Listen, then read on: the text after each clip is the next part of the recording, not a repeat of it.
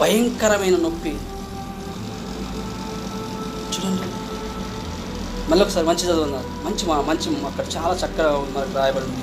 కావున నా నడుము బహుగా నొప్పిగా ఉన్నది, ప్రసవించు స్త్రీ వేదన వంటి వేదన నన్ను పట్టి ఉన్నది, బాధ చేత నేను వినలేకుండా ఉన్నాను, విభ్రాంతి చేత నేను చూడలేకుండా ఉన్నాను. నా గుండె తటతట కొట్టుకొనుచున్నది, మహాభయము నన్ను కలవరపరుస్తున్నది. నాకిష్టమైన సంధ్యవేళ నాకు భీకరమాయను. చూడండి దేవుళ్ళారా, నా గుండె తటతట కొట్టుకొనుచున్నట. నిలవలేక నడుము బాధతో నొప్పితో వేసి పోషిందామని అర్థం అంటే నడవలేని పరిస్థితులు ఎలా ఉంటాయి. ఇప్పుడు మన బాత్రూమ్ టాయిలెట్ పోవాలి, ఎన్నో పనులు ఉంటాయి, అవన్నీ మనం చేసుకోవాలంటే నిలవలేని పరిస్థితి, నడవలేని పరిస్థితి. అంటే ఒక స్త్రీ ప్రసవించినప్పుడు ఎంత విలవిలలాడిపోతుందో అతడు అంత విలవిలలాడిపోతుంది. చూడండి దేవుని బిడ్డలారా, ఇలాంటి భయాలు అతని గుండెనట తటతట, నా గుండె తటతట కొట్టుకునిచున్నది, మహాభయము నన్ను కలవరపెడుతున్నది. మహాభయం అండి. సాధారణమైన భయాలు ఉంటాయి, మహాభయం. భయాలు చాలా రకాల భయాలు ఉంటాయి. సాధారణమైన భయాలు, మహాభయము. దేవుని బిడ్డలారా, ఇలాంటి మహాభయం నీ జీవితంలో ఉన్నప్పుడు నువ్వు ఏం చేస్తావు? ఎవరికి చెప్పుకుంటావు? ఎవరు చెప్పుకుంటే నిన్ను అర్థం చేసుకుంటావు? ఎవరు నిన్ను దగ్గర చేసుకుంటావు? నువ్వు మంచం మీద పండుకొని నీ నడుము నొప్పితో నువ్వు బాధపడతా ఉంటే నీ తల్లి కావచ్చు, నీ తండ్రి కావచ్చు, లేకుంటే నీ భార్య కావచ్చు, నీ భర్త కావచ్చు, నువ్వు నడుము నొప్పితో లేవలేక పడక మీద పండుకొని ఉంటే 1-2 ఆ పడకలో నువ్వు చేసినప్పుడు నువ్వు ఎప్పుడు చచ్చిపోతావురా అంటావు. అదే వాళ్ళు ఆ చేసి వాళ్ళు అసహించుకొని దేవుడా ఇతను ఎప్పుడు చచ్చిపోతే బాగుండు అని అసహించుకొని. మనిషి జీవితము విలువైనది, మనిషి జీవితము కుంగిపోతే దేని కూడా కనిపించదు. అదే మనము బాగున్నప్పుడే చాలా ఎగురుతాం, కానీ మన జీవితంలో ఒక్కసారి కుప్పకూలిపోతే మనం ప్రేమించే వారే అందరూ దూరం అయిపోతుంది, అసహించుకుంటారు. యోబును చూసి అందరూ అసహించుకున్నారు, ఎవరు కూడా దగ్గర రాని పరిస్థితి. దేవుళ్ళారా, మనిషి జీవితం అన్నీ బాగున్నప్పుడే ఒక్కసారి మన జీవితంలో ఏదో సంభవిస్తే మన దగ్గర ఉన్న వారి గుణంగా దూరం ఎలా ఇతనికి దూరం అవ్వాలని ఆలోచిస్తూ ఉంటారు. ఎవ్వరి మీద దయచేసి చెప్తున్నా, ఎవ్వరి మీద ఈ లోకంలో మనం ఆధారపడదు. నీ భార్య మీద కావచ్చు, నీ భర్త మీద కావచ్చు, ఎవ్వరు నిన్ను సహాయం చేయలేను.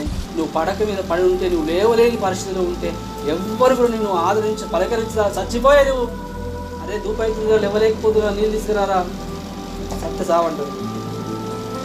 దేని బిడ్డారా, అలాంటి పరిస్థితులు యోబు జీవితంలో ఆ కురుపులతో రాకుంటే ఉంటే ఆ పనివారిని పిలిచి, అమ్మా కొద్దిగా నీళ్లు తీసుకొచ్చి తీసుకురమ్మా అంటే యోబు మాట లెక్క చేయలేని ఆ యోబు గ్రంథం మనం చదువుకుంటే అక్కడ మనకు కనిపిస్తూ ఉంది.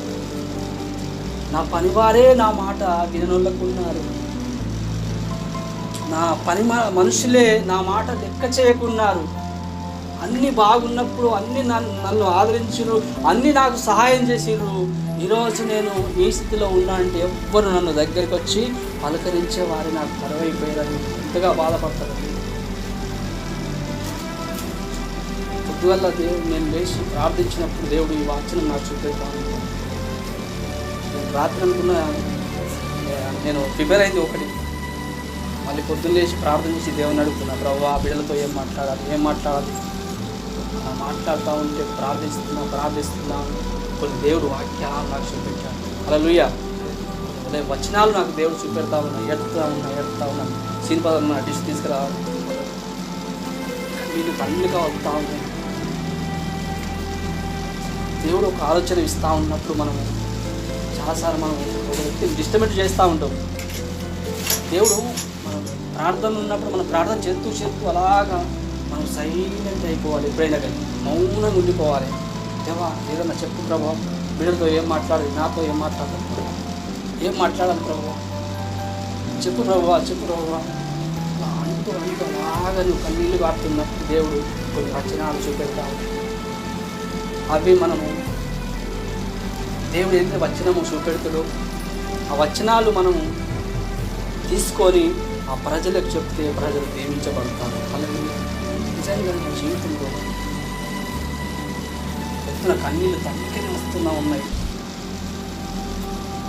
అవును ప్రభు, నొప్పి వల్ల బాధపడతా ఉంటే, ఎవరికి చెప్పుకోలేని పరిస్థితిలో ఉంటే నన్ను ఎవరు ఆదరిస్తారు? ఈ దేశం కానీ దేశంలో నేను పడక మీద వండుకుంటే నాకు ఎవరయ్యా సహాయం చేయగలరు? ఇక్కడ తల్లి లేదు, తండ్రి లేదు, ఎవరు కూడా లేరు. నన్ను ఎవరు పట్టించుకుంటారు ప్రభు? నీవే కదా దిక్కు. దేవుడు మనకు దేవుని వైపు మనం చూసేవారుగా, దేవుని ఆశ్రయించేవారుగా ఎప్పుడైనా ఉంటామో అనుక్షణము మన వెంట నుండి మనకు సహాయం చేసే దేవుడై ఉన్నారు. దేవునానికి మహిమ కలుగును గాక. దేవుని బిడ్డలారా, దేవుడు ఎంత గొప్ప దేవుడు అంటే ఎవరి మీద మనం ఆధారపడదు ఎక్కువగా. మనం అన్నీ బాగున్నప్పుడే మనం వాడుకొని మనము పడక మీద వండుకుంటే ఎవరిని మనల్ని ఆదరించినందుకు రాదు.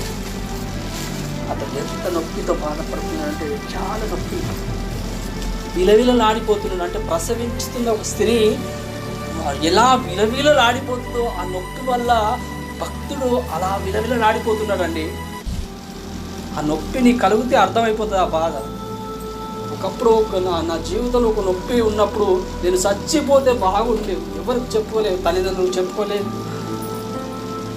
నా స్నేహితులకు నేను చెప్పుకోలేను. ఒంటరి పరిస్థితిలో ఉన్న చెప్పుకోలేని పరిస్థితిలో విలవిల ఆడిపోతున్నా. చచ్చిపోతే బాగుంటుండే, ఈ బాధ వల్ల నేను చచ్చిపోతేనే బాగుంటుంది అలాంటి యొక్క ఆలోచన. ప్రభువా నన్ను బాగు చేయి, నీ కొరకు నేను బ్రతుకుతాను ప్రభు, నన్ను స్వస్థపరచిన ప్రభువా అని ఒంటరిగా ఏడ్చిన రోజులు ఎన్నో ఉన్నాయి.